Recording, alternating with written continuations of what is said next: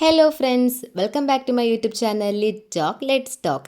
അപ്പോൾ നമ്മൾ ഇന്നിവിടെ ഡിസ്കസ് ചെയ്യാൻ പോകുന്നത് +1 ഇംഗ്ലീഷ് ടെക്സ്റ്റിലെ 4th യൂണിറ്റിലെ ലാസ്റ്റ് ചാപ്റ്ററാണ് ദ റക്ക് ഓഫ് ടൈറ്റാനിക്.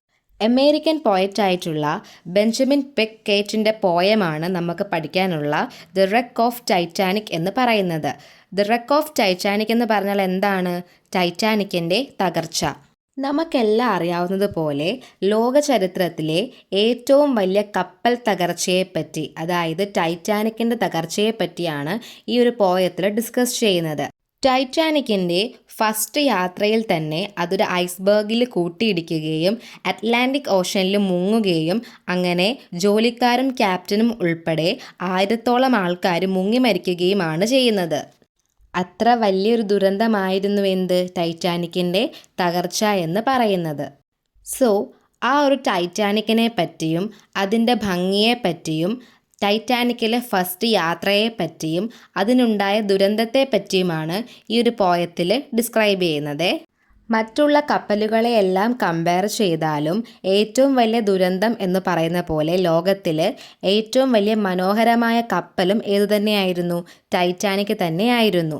അതേപോലെ ഒരാഡംബര കപ്പലുമായിരുന്നു ഏത്? ടൈറ്റാനിക്.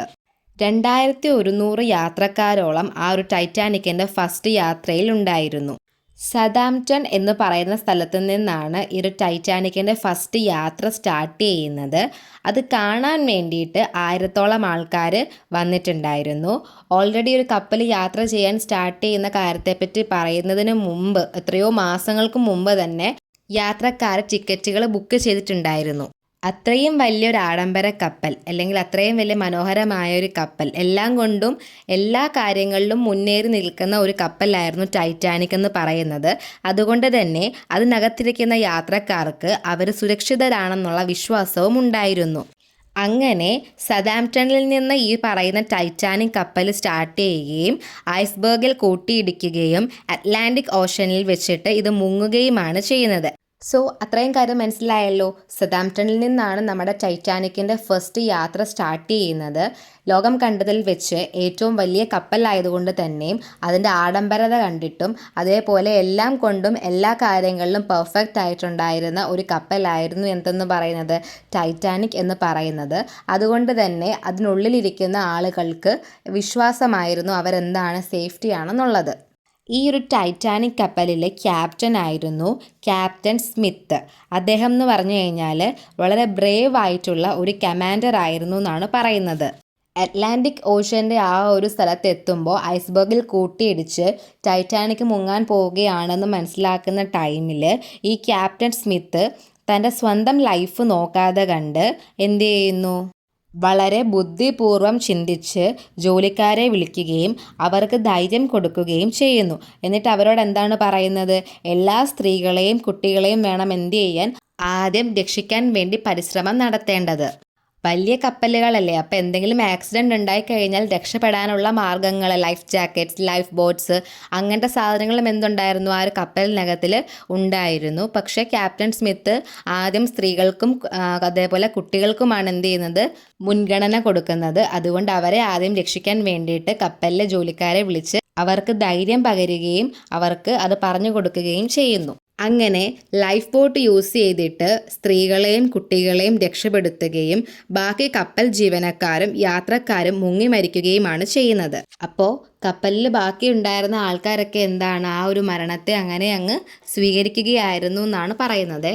ഈ ഒരു ടൈറ്റാനിക്കിൽ കുറേ മ്യൂസീഷ്യൻസ്, ബാൻഡ് ഉണ്ടായിരുന്നു. സോ ആ ഒരു കപ്പൽ മുങ്ങുന്ന ആ ഒരു ടൈമിൽ അവരെന്ത് ചെയ്യുകയാണ്?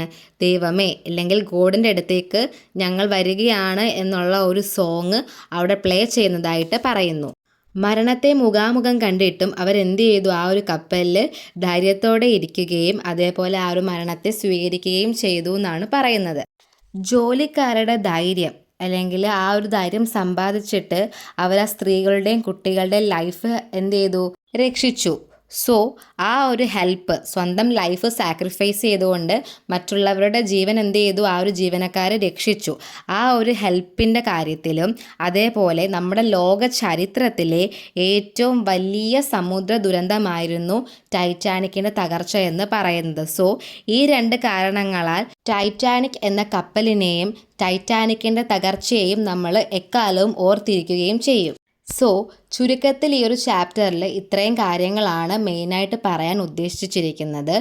നമുക്ക് ഈ പോയത്തിൻ്റെ മെയിൻ തീംസ് എന്തൊക്കെയാണെന്ന് ഡിസ്കസ് ചെയ്യാം. Human pride and tragedy, bravery and sacrifice, loss and sorrow, ഇതൊക്കെയാണ് ഈ ഒരു ചാപ്റ്ററിലെ മെയിൻ തീം എന്ന് പറയുന്നത്. അതേപോലെ സിംബോളിസം എന്ന് പറയുന്നത് the Titanic is a symbol of human pride and ambition. അതേപോലെ the iceberg and sea symbolise nature's power. Alliteration, personification, imagery, refrain തുടങ്ങിയ പോയറ്റിക് ഡിവൈസസും ഇതിനകത്തിൽ യൂസ് ചെയ്തിട്ടുണ്ട്. ഈ തീംസും പോയറ്റിക് ഡിവൈസും സിംബോൾസും ഒക്കെയാണ് എന്തെന്ന് പറയുന്നത് ഈ ഒരു പോയത്തിൻ്റെ ബ്യൂട്ടി എന്ന് പറയുന്നത്. സോ നിങ്ങൾക്ക് ഈ ഒരു ചാപ്റ്റർ മനസ്സിലായിട്ടുണ്ടെന്ന് വിശ്വസിക്കുന്നു. ഈ ഒരു പോയത്തിൽ പറയാൻ ഉദ്ദേശിക്കുന്ന മെയിൻ കാര്യത്തെപ്പറ്റിയാണ് നമ്മൾ ഈ ഒരു വീഡിയോയിലൂടെ ഡിസ്കസ് ചെയ്തത്. എന്തെങ്കിലും ഡൗട്ട്സ് ഉണ്ടെങ്കിൽ കമൻറ്റ് ബോക്സിൽ ചോദിക്കുക. ഒപ്പം എൻ്റെ ക്ലാസ്സൊക്കെ യൂസ്ഫുൾ ആണെങ്കിൽ സബ്സ്ക്രൈബ് ചെയ്യുക, സപ്പോർട്ട് ചെയ്യുക, ഷെയർ ചെയ്യുക. താങ്ക്